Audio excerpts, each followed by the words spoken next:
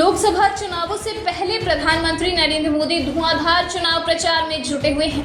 PM एक दिन में 2 से 3 राज्यों के अलग अलग शहरों में जाकर चुनावी रैलियों और जनसभाओं को संबोधित कर रहे हैं। इस बीच पीएम मोदी ने एक इंटरव्यू में कहा कि भ्रष्टाचारियों के खिलाफ जांच एजेंसियों का एक्शन जारी है और यह कार्रवाई अब नहीं रुकेगी। पीएम मोदी ने आगे कहा कि भ्रष्टाचार दूर करने के साथ साथ जनता की भलाई के लिए किए जाने वाले कामों में भी कोताही नहीं बरती जा सकती है।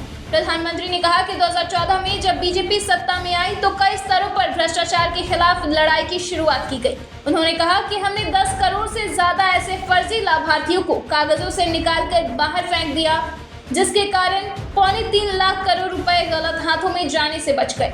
प्रवर्तन निदेशालय के एक्शन पर बयान देते हुए प्रधानमंत्री नरेंद्र मोदी ने कहा कि ईडी ने 2014 से पहले तक केवल 5,000 करोड़ रुपए की प्रॉपर्टी अटैच की थी, लेकिन 2014 के बाद पिछले 10 सालों में ही ईडी ने 1 लाख करोड़ रुपए की प्रॉपर्टी अटैच कर दी।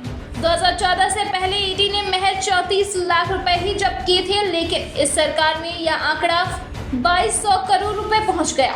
प्रधानमंत्री मोदी से जब पूछा गया कि इस चुनाव में उत्साह या कोई लहर क्यों नहीं नजर आ रही है, इस सवाल पर विपक्ष पर निशाना साधते हुए पीएम मोदी ने कहा कि विपक्ष भी यही मान चुका है कि एनडीए की ही सरकार आएगी। आज हमारा भारत दुनिया की 5वीं सबसे बड़ी इकोनॉमी बन गया है। 500 साल के इंतजार के बाद अयोध्या में भगवान श्री राम के भव्य मंदिर का शुभारंभ हुआ है।